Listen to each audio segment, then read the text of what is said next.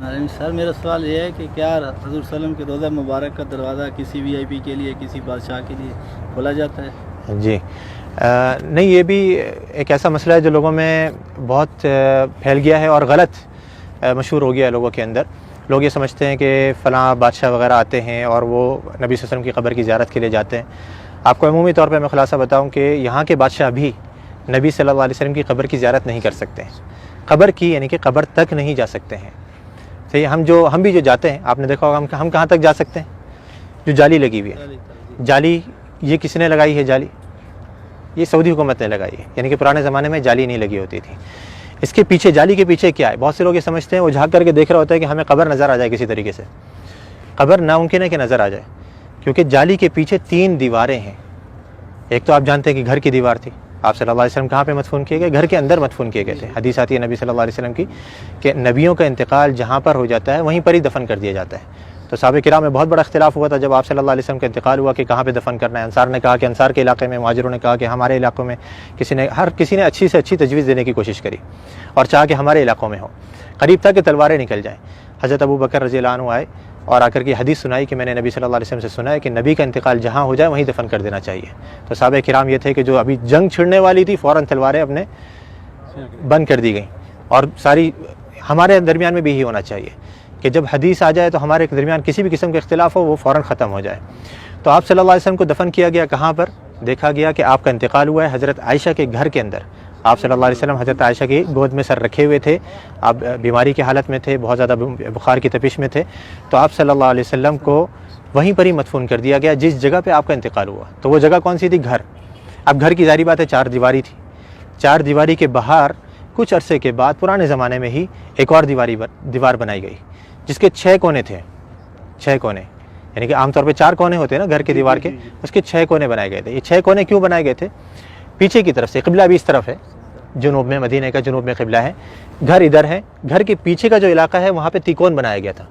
جو دیواریں ہیں وہ تیکون کر کے بنائی گئی تھی۔ کیوں تیکون بنائی گئی تھی؟ تاکہ کوئی شخص جب نماز پڑھے تو اس کی سیدھ نبی صلی اللہ علیہ وسلم کی قبر کی طرف نہیں ہو، ادھر کوئی نماز نہ پڑھ سکے، تاکہ آپ صلی اللہ علیہ وسلم کی قبر سامنے نہیں آئے نماز کے درمیان میں۔ کیونکہ نبی صلی اللہ علیہ وسلم کی حدیث یہاں پہ لکھی ہوئی، آپ نے بورڈ پہ پڑھی ہوگی کہ آپ صلی اللہ علیہ وسلم نے قبرستان میں یا قبر کی طرف رک کر کے نماز پڑھنے سے منع کیا ہے۔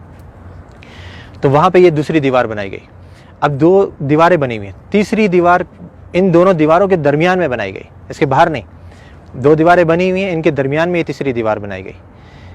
تو اس دیوار کے اوپر یہ گنبد کھڑا ہوا ہے، اس دیوار یا اس کے ساتھ میں کچھ چھوٹے موٹے ستون سے ہیں، ان کے اوپر یہ گنبد کھڑا ہوا ہے۔ یعنی جیسے میں نے ابھی تھوڑی دیر پہلے ذکر کرا تھا کہ جو اندر گھر کی دیوار ہے وہ تو کچی ہے، اس کے اوپر گنبد نہیں بنایا جا سکتا ہے، تو گھر کے باہر کی دیوار پر یہ گنبد کھڑا کیا گیا۔ تو اب یہ 3 دیواریں ہیں، یہ 3 دیواروں کے اندر جو پہلی دیوار تھی، سب سے گھر کی جو دیوار تھی، اس کے اندر پہلے زمانے میں ایک کھڑکی تھی، ایک دروازہ تھا، اور اوپر ایک روشن دان تھا۔ روشن دان وہاں سے ہوا ہے۔ کھڑکی اور دروازہ جو پرانے زمانے میں بند کر دیا گیا تھا، رہ گیا تھا روشن دان۔ وہ بھی کچھ عرصے کے بعد اس ڈر سے کہیں کوئی پرندہ اندر گر کر کے مر نہ جائے اور اس کی بسان بدبو وغیرہ اندر پھیلے، وہ بھی بند کر دیا گیا بالکل۔ تو اب کوئی اندر جانے کی جگہ باقی رہی؟ نہ دروازہ ہے، نہ روشن دان ہے، نہ کھڑکی ہے، تو بادشاہ بھی نہیں جا سکتے۔ ہاں اگر کوئی جن کو اللہ نے صلاحیت دی ہو کہ وہ دیوار پار کر کے اندر چلے جائے تو ممکن ہے، لیکن انسان نہیں جا سکتے۔ تو اب وہ جو لوگوں کو غلط فہمی ہوتی ہے وہ یوں ہوتی ہے، لوگ یہ سمجھتے ہیں کہ دیکھو ہمارے سامنے دروازہ کھولا گیا اور وہ بادشاہ صاحب یا فلاں وزیر اعظم جو اندر جا رہے ہیں، وہ جالی کا دروازہ کھولا گیا، وہ دیواروں کا دروازہ نہیں، وہ دیواروں کا دروازہ تو پیک ہے بالکل، اس کو یہاں کے بادشاہ بھی اندر نہیں جا سکتے۔ تو وہ جالی جو ابھی سعودی حکومت نے لگائی ہے وہ اس لیے لگائی ہے کہ پہلے زمانے میں لوگوں نے گھر کی دیوار سے برکت لینی شروع کر دی تھی، اس کو چوما چاٹی یا اسے مسا کرنا، اس کو چھونا، تو یہ غلط کام ہے۔ جیسے میں نے ابھی ذکر کرا کہ نبی صلی اللہ علیہ وسلم نے آثار کے تتبع سے منع کیا ہے۔ نبی صلی اللہ علیہ وسلم کے بتائی ہوئی شریعت کے مطابق ہم نے عمل کرنا ہے۔ آپ نے کیسے سلام کرنا ہے نبی صلی اللہ علیہ وسلم کے اوپر، آپ وہ سلام کریں گے آپ کو اجر ملے گا، ثواب ملے گا۔ آپ نے جو سلامتی کی دعا کرنی ہے حضرت ابوبکر صدیق کے لیے، عمر فاروق کے لیے، اس پر اجر ملے گا، سنت کے کاموں پر آپ کو اجر ملے گا۔ لیکن دیواروں کی چوما چاٹی کرنا، یا جیسے بہت سے لوگوں کو دیکھا جاتا ہے مسجد نبوی کے در و دیوار کو ابھی بھی وہ اپنے رومال اتار کر کے اس پہ پھیر رہے ہوتے ہیں کہ اس کے اندر برکت منتقل ہو جائے، یا کوئی احرام کا کپڑا لایا ہوا ہوتا ہے، یا کوئی ٹوپی اتار کر کے اس پہ پھیر رہا ہوتا ہے، یہ سب غلط کام ہے۔ تو یہ پرانے زمانے میں جب شروع ہوئے تو اس زمانے کے جو علماء کرام تھے، لوگ کہتے ہیں نا یہ وہابی، تم تو اس زمانے کی پیداوار ہو، ہمیں بیچارے ہم وہابی کہتے ہیں، ہم تو اپنے آپ کو وہابی نہیں کہتے۔ تو یہ جو وہابیوں کے عقیدے ہیں نا، جو ان کی نظر میں وہ پرانے زمانے سے چلے آ رہے ہیں، تو اس زمانے کے اندر یہ دوسری دیوار بنائی گئی، گھر کے باہر ایک اور دیوار بنائی گئی تاکہ لوگ گھر کی دیوار تک نہیں پہنچ سکیں۔ اب وہ کچھ عرصے تک نئی دیوار تھی، لوگوں کو معلوم رہا کہ بھائی یہ تو نئی دیوار ہے، کچھ نہیں کرنا یہاں پہ، لیکن آہستہ آہستہ پھر نئی نسلیں آتی رہیں، وہ سمجھے کہ یہ بھی گھر کی دیوار ہے، پھر علماء نے ایک اور دیوار بنوا دی۔ پھر آخر میں سعودی حکومت نے کہا کہ ہو سکتا ہے لوگوں کے ذہنوں میں یہ چیز رہے کہ دیواریں ہم بناتے رہیں گے تو سمجھیں گے گھر کی دیوار ہے، تو ہم جالی لگوا دیتے ہیں۔